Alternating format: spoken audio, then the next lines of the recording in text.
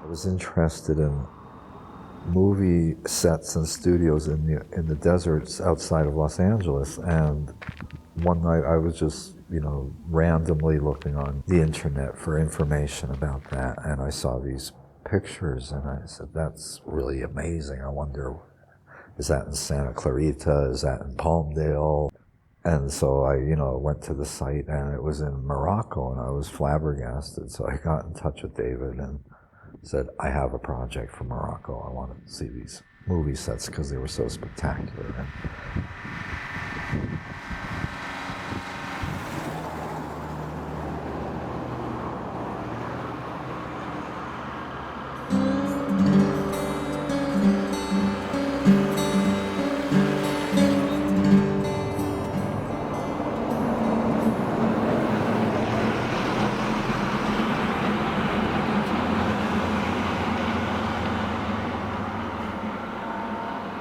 Most of my work is not really preconceived to any great degree. I see something when I'm out, and then when I got here, of course, to drive from Marrakech to Ouarzazate, I started noticing these little roadside stands, the barracas, and so that became a kind of second project.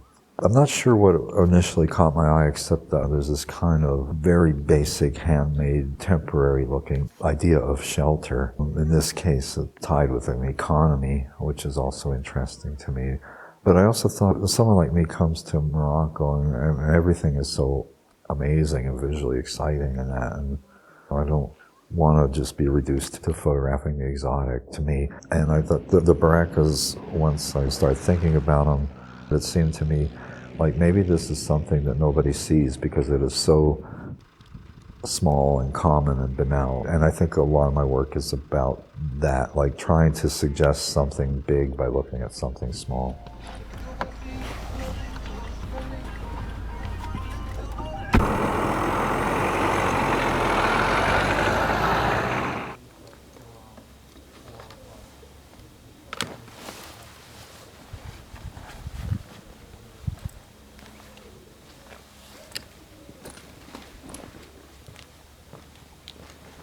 What first caught my eye was the Egyptian city stuff, because early in my career, I had photographed faux Egyptian architecture in North America, specifically movie theaters built in the Egyptian style, and I was interested in that.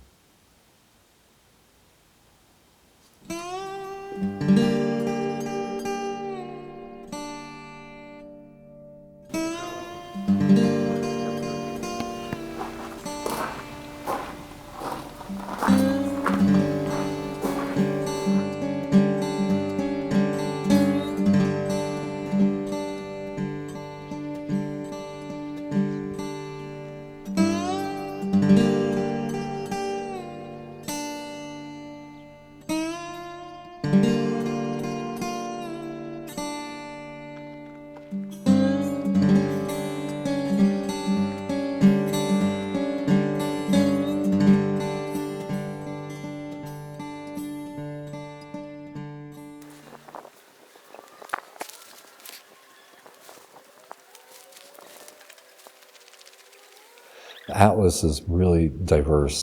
So the pictures I made were more improvisational because of the visual complexity of the site. The CLA site was much more homogeneous. I photographed a lot of the doorways, and it was possible to do to have a kind of typological approach to that site that would not have been easy at the Atlas. And in fact, it would have been contrary to what that place was about. In some sense, they're the same thing, but they're also very different. I'm responding to those differences sort of on my feet as we go. And then, of course, the interior was incredibly complex, and because we were there quite late in the day, the light was incredibly dramatic.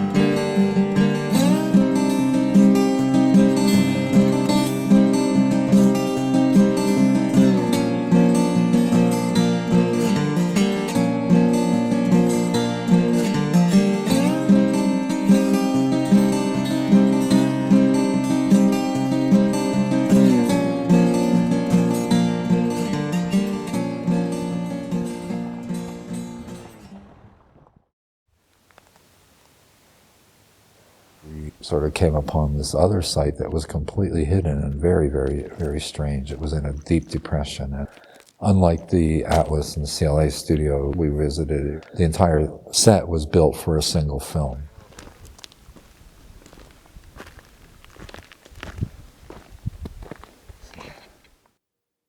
There's a lot of abstraction going on, not just with the camera work, but obviously, I'm shooting monochrome. It's black and white, so it's monochromatic. I'm making prints in a certain manner, and it's a kind of reduction and abstraction regarding like the kind of unreality of the sets or the fictional quality of it. That gets further complicated in the photograph, because the black and white print complicates further the relationship between the kind of fiction and fact of the site. And of course, the photographs I'm making play with the history of photography. There's a lot of 19th century photography was made in Near and Middle East and Northern Africa of, quote, ruins. But of course, they were real ruins. I didn't want to photograph like indigenous Moroccan architecture because I don't have an understanding of that. But this one was so appealing because it both was and wasn't. That's what was interesting to me. There's also this very strange sense of abandonment. Like, if it was a real place where people lived, it seemed like they left in a hurry. Most ruined towns and that, you have a sense of a gradual collapse, but this seemed fast. And I guess that's what gave it that kind of eerie quality that attracted me.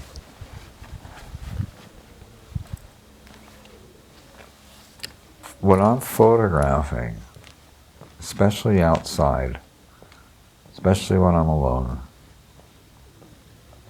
I realized later that I was thinking of nothing else but what I was doing.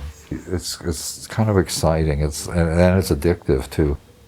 A lot of people theorize that Western landscape art is about creating a separation between the viewer and the landscape, but I feel really there when I'm making those pictures. Whether or not that's in the picture, that's really not for me to say. That's the viewer's problem. But in terms of the process, I don't feel any distance at all. I feel right there.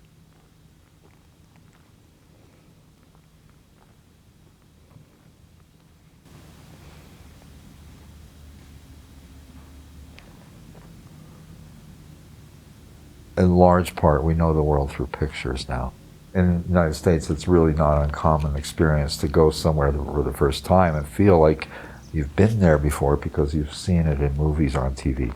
So I guess that's part of the attraction too for me here, with the movie stuff in particular. What I know of Morocco, the landscape and the climate is very much like the arid American West, which has been the site of my work for maybe 25 or more years now. And so there's this kind of, there's this incredible difference, but there's also this very odd familiarity. And so that creates a kind of tension for me that's interesting.